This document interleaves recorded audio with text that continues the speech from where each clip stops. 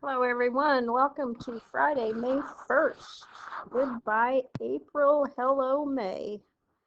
And even better than that, it's the last day of the rational functions unit. So let's finish this up. All right, so today we're going to actually solve rational functions. So from the other day, from Wednesday's notes, we simplified rational functions. So today we're going to just take it one step farther and we're actually going to solve them. All right, so what an extraneous solution is, it's an actual false solution. Okay, so I'll help you determine those. Okay, so the first thing we have to do, just like we did the other day, is determine our least common denominator. So if you look at the 2, the x, and the 8, I need to use the 8 and I need to use the x. So now what I need to do is I need to go through and I need to correctly change all of those fractions to having the same denominator of 8x. So in order to get the 2 to be an 8x, I need to multiply by 4x. Notice how neatly I'm doing this. Some of the assignments were kind of horrendous to look at. To get the x to be an 8x, I need to multiply this one by 8. And to get the 2x over 8 to have a denominator of 8x, I need to multiply this by x. Okay, so now I need to look at my denominators and I'm going to determine what values of x are going to make those fractions undefined. So if you think about the situation with a fraction, the denominator can't be 0. So in this case, x cannot be 0. If I put 0 in for x, I'm going to get zeros in all the denominators. Okay, so what that helps you do is if I determine 0 is a solution, then 0 is an extraneous solution, it's false. Okay, so once I have my denominators the same and I have decided what values of x I can't have, then the only thing I need to do is set up an equation and solve the numerator. So here, x times 4x is 4x squared. I have my equal sign. 1 times 8 is 8. And 2x times x is 2x squared. So I'm only worried about my numerators being equal to each other because they all have the same denominator. So now it's just a matter of solving. So I'm going to subtract my 2x from both sides, and I get 2x squared equals 8. I'm going to divide by 2, and I'm going to get x squared equals 4. And I'm going to take the positive negative square root of 4.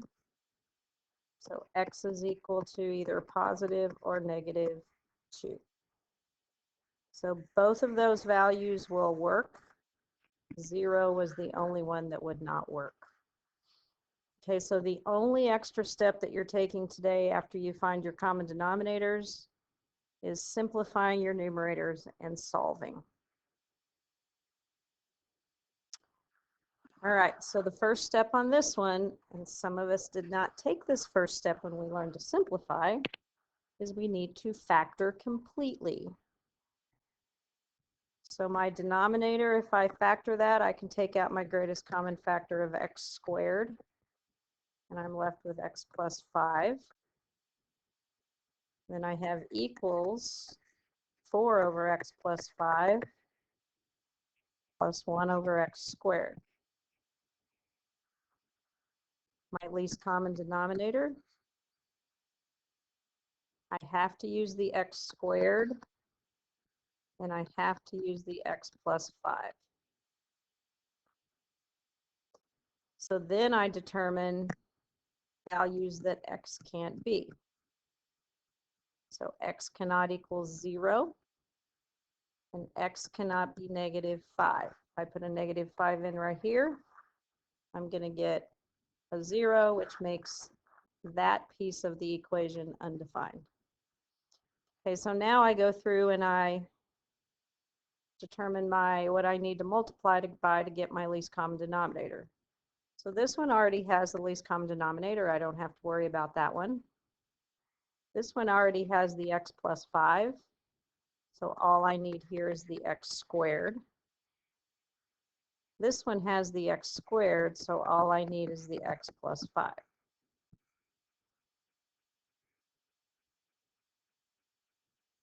Notice how nice and neat I'm doing all of this. Okay, so now that I have my least common denominator, all I have to do is look at my numerator. And basically, I'm just solving a polynomial. So I have 5 equals 4 times x squared is 4x squared. And then if I distribute my 1, I just get x plus 5 plus x plus 5. So now it's simply solving. So it's quadratic, so I need to make sure I set it equal to 0. So subtract 5 from both sides. And I get 4x squared plus x.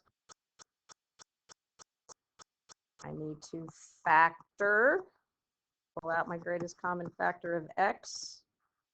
And I get 4x plus 1. And then I set my two factors equal to 0, so I get x equals 0 and x equals negative 1/4. Okay, so if you recall, I can't have 0 for an answer, so this one is extraneous. And I only get one answer for this equation. Not that big a deal. Take your time.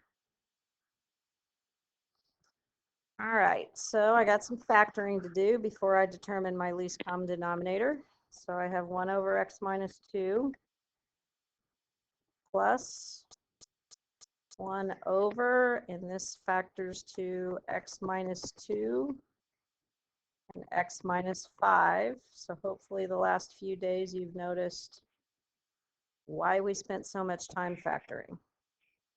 And this is over x minus 2. So I go through and I look for my least common denominator, which is going to be x minus 2 times x minus 5. And from there, I can get my domain restrictions. X can't be 2. X can't be 5. If I put a 2 in the denominator, I'm going to get all the denominators equal to 0. If I put a 5 in this denominator right here, I'm going to get a 0 in the second part of that equation. So now I need to go through and decide what I need to multiply to get that common denominator. So this one I need the x minus 5. This one I already have the common denominator, nothing is needed there. And here I need the x minus 5 again. In order for things to be properly noted, you need to make sure you're putting those expressions in parentheses.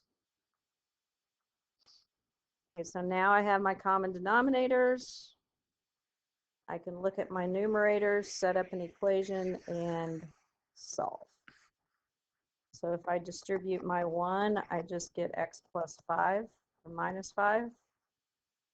Here I have my plus 1. Here I have my equals. And I distribute my 6, and I get 6x minus 30. I need to gather my x's on one side. I'm going to simplify this over here first.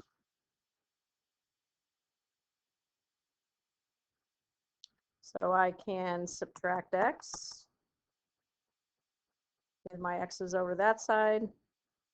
I'm going to add 30. So I get 26x, or no x there, sorry. is 26 equals 5x. Divide by 5, and you get x equals 26 over 5. You can always go back and check your solution by plugging them back in. However, it's rather time consuming on these kinds of problems. Okay. This one I have a 1. So that 1 can be equal to anything I need it to be. So my least common denominator will be the first thing I figure out.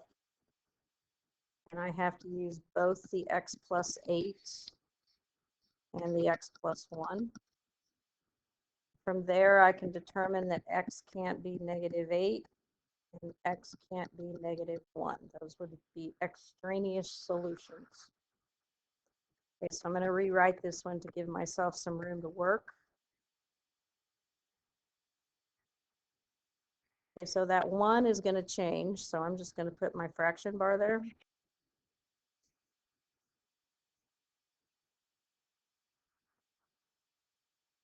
Okay, so this one I already have my x plus 8. So I need to multiply this one by x plus 1.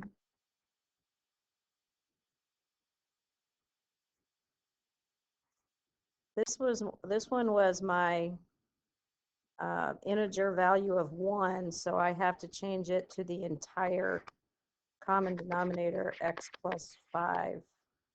I mean x plus 8, sorry. And x plus 1 over itself. Anything over itself is equal to 1. And here I need to have my x plus 5.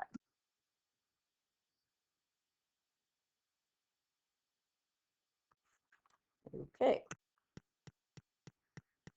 Now I have some foiling to do. Okay, so as we've multiplied all of these polynomials, you should be fairly good at foiling these simple things in your head. Okay, so if you need to FOIL it out to get 4 terms, feel free to do that. If I multiply my first 2 terms, I get x squared. Then my outside and my inside is going to be x plus 5x, which is 6x. And then 5 times 1 is 5. That's going to equal, if I FOIL this, I get x squared. Outside and inside is x plus 8x, which is 9x. And then 8 times 1 is 8.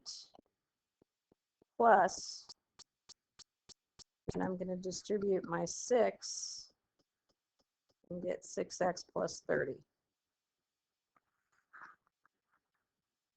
Okay, I'm going to simplify my right side.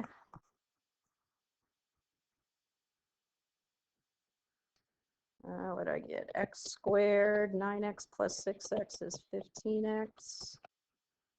And 8 plus 30 is 38. So if I subtract my x squared from both sides, they cancel. So I have 6x plus 5 equals 15x plus 38. Get my x's on one side, my constants on the other. Keep your x positive, so move your 6x over and then move the 38 to the other side.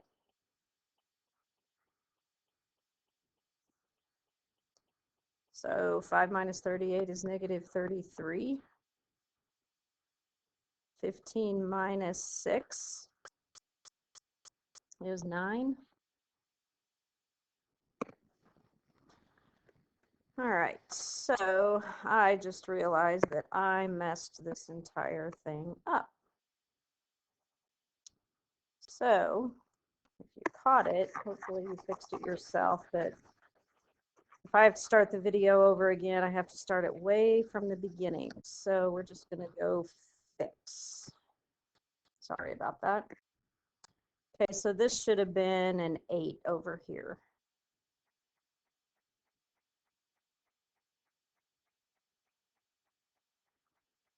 Sorry. All right, so let's try again. So this was x squared plus 6x plus 5 equals x squared plus 9x plus 8. Distribute, I get 6x plus 48. So really only the last two terms are what changed. All right, so we already know my x squareds are going to cancel. So I get 6x plus 5 equals 15x plus 56. So now if I subtract my 6x, I get 5 equals 9x plus 56. If I subtract 56, I get negative 51. Divide by 9, I get x equals negative 51 over 9, which actually reduces if I divide by 3. 51 divided by 3 is 17.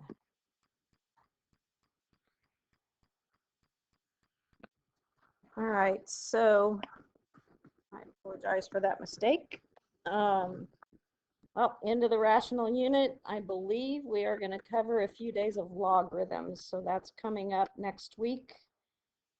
Remember, Wednesdays are going to be work days. So those of you that are behind, things are really going to slow down now. So you really, really, really need to concentrate on getting caught up. So you guys have a wonderful weekend.